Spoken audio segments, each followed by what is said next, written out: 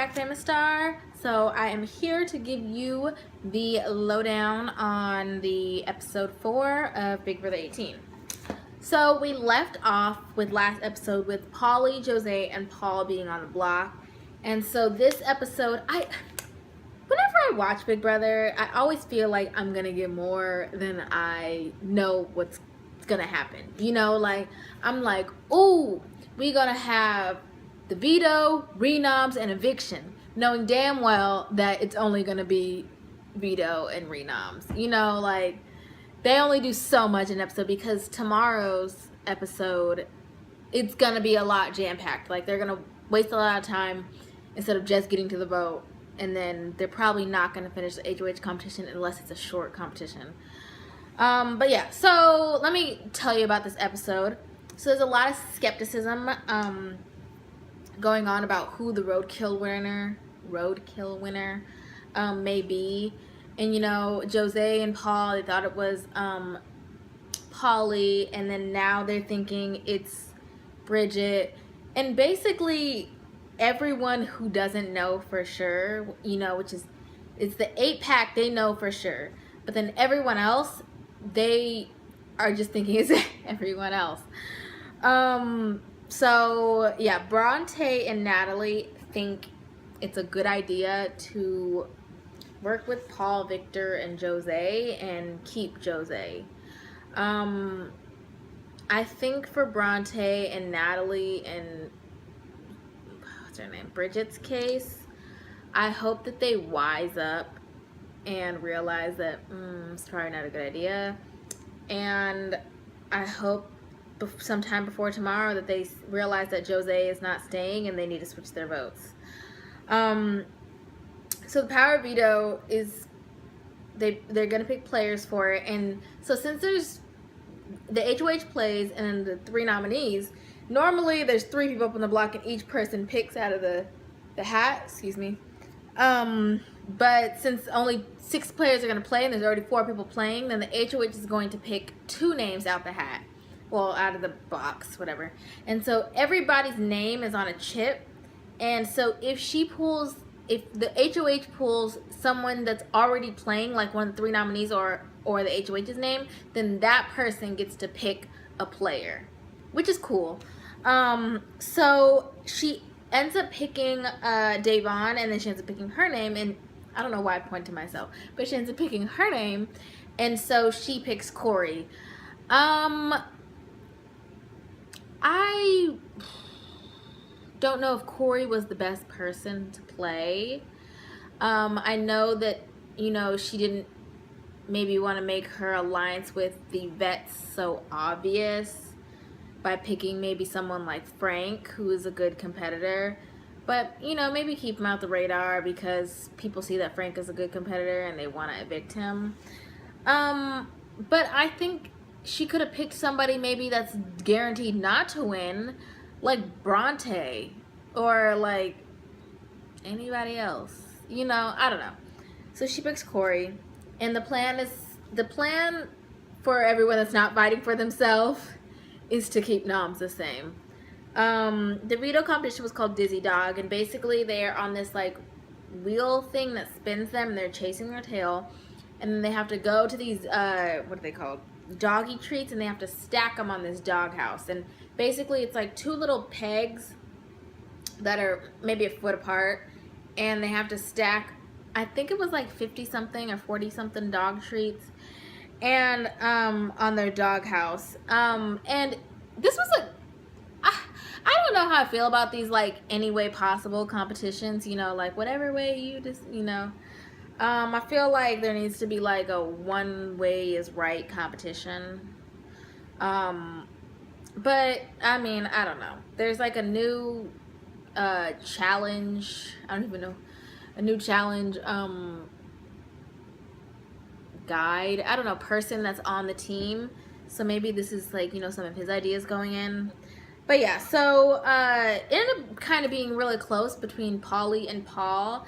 And Paul ended up winning, and he kind of, so there were 2 pegs, and they were like, they're probably like foam pieces maybe, and he just kind of shoved his pieces and made a base, and then just kind of kept shoving them on top. So it wasn't like Paulie, he was like trying to stack his, you know, in a nice organized. If he would have had more time, he probably would have won. Or if Paul's would have fell, he probably would have won. But he was just like stacking them on top, and then he just ran and pressed his button. So he ended up winning. And I feel like his celebration was kind of over the top, like woo woo. You know, I guess he was trying to, you know, be in character, but it was still like, shut up. Jose still sees Paul's win as a good thing, but Paulie is kind of getting a little scared. I mean, you're still on the block after the veto ceremony. You're going to be. It's not like he's gonna take you off and leave himself up on the block. So, yeah, I'd be scared if I was him too. Tiffany ends up confiding in Paulie about being Vanessa's sister. And I don't know how I feel about this. I mean, I feel like if she was gonna do that, I mean, we don't know when this happened. Like, they don't say, like, day blank, you know, day blah. You know, so, I mean, I feel like if he was, I feel like they should have picked Paulie to be in the alliance over Corey. But, I mean, I think that's a good alliance for Tiffany to have, you know, somebody in her back pocket, somebody that, you know, trusts her. I don't know why the 8-pack would be worried about this, but, I mean, I feel like they should talk to Tiffany and see, like, hey, are you working with him or what? You know, and kind of, you can only believe somebody as, you know, as far as you can throw them, and just kind of just go with it, and I don't know. But I feel like it could be a good and a bad thing for her game. Jose, he's confiding in Frank a lot this episode, telling him that he's the glue that keeps everybody together, you know. He feels like Frank is going to do whatever he says. He tells Frank again, he repeats this. He's probably said this more than once. But he says he's the Messiah of the newbies. The Messiah? I'm sorry. That, I was just like, I would have been like, what? You think you're the what? Alright. That's all I needed to know to evict you. Whatever. Jose is clueless about his own eviction, and Bridget, during this episode, so they had this meeting, right? And Jose called this meeting about, amongst the people that basically can vote. And Bridget, oh no, hold on. There was another it wasn't a meeting, but it was like a powwow of people in the HOH room. And so Natalie kind of tells Bridget, like, go up there and spy, you know, and while Bronte and Natalie go in the Jose's meeting. And like they're sitting in their Jose meeting is happening, and someone's like, where's Bridget? And then Bronte goes, she's spying for us. And I was just like, I don't know if I would have said that, because I mean, I would have like, spying for who, you know, like. And then, I don't know, I feel like they are clueless about what is going on. So there's spies in both meetings, because in the Jose meeting, Zakiya and Davon are there. And then in the HOH powwow, Bridget is up there. But I don't know what real information Bridget got, maybe besides the consensus that Jose is definitely going home. Maybe she can warn her alliance and say, like, hey, you guys need to jump on the Jose train before we're all a target. I don't know. So towards the end of this episode, Paulie kind of confronted Jose about the meeting. Like, basically asked him, like, why wasn't he invited? And did you say, you know, like, let's get rid of Paulie? And Jose was basically just lying to his face. I mean, what do you expect? If someone comes to you and says, like, hey, did you do this? And you did it, you know, like, I don't know. I mean, I don't think he should have lied, but it was just like, he probably didn't expect Paulie to come at him like that. And Paul's just sitting there like, I mean, because he's not coming at you, so why say anything, you know? So during the veto meeting, Paul uses it on himself.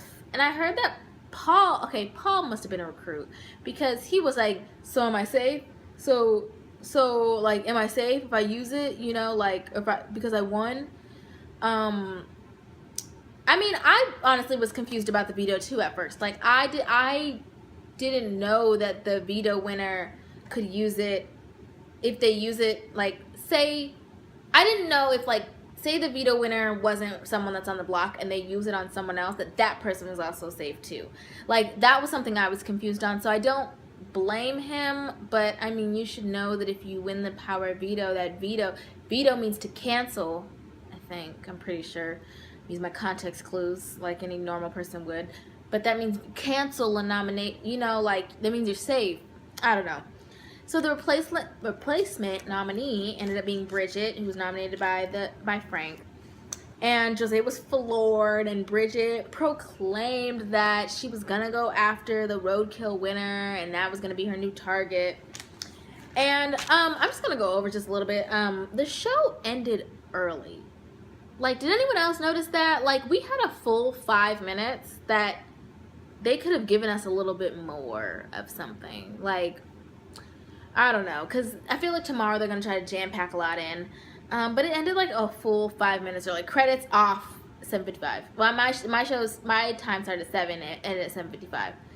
I was kind of annoyed. I hope someone from Big Brother sees this. Take us to the end. Take us to 7:59. Take us to 8 o'clock. Just don't let us go early. Like, I'm going to stay for the full class. So if tomorrow goes to plan, it should be a 7-4 vote. The 4 votes for Polly should come from Paul, Victor, Natalie, and Bronte.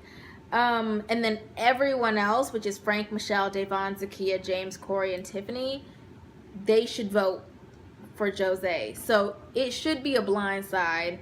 It should be, I mean, it should be. But you know how Big Brother is. And I don't think Bridget should get any votes unless someone's like, I don't want to be caught in the middle, I'm gonna vote for Bridget, you know. Like, don't be a punk and just, you know, unless it's someone from unless it's from, like, it was Natalie or Bronte is somebody I can, no, they won't vote for Bridget, never mind. I was thinking like anything else, but yeah, it should be a 7-4 vote. And I think, like the house guests have been saying, I don't know why I would like that, like you guys can see my TV, but like the house guests have been saying, Jose is going to be floored. He's going to be blindsided, and I don't know if his ego is going to fit through the door. But this is it for me. Until then, I don't know. I'll see you tomorrow. Bye.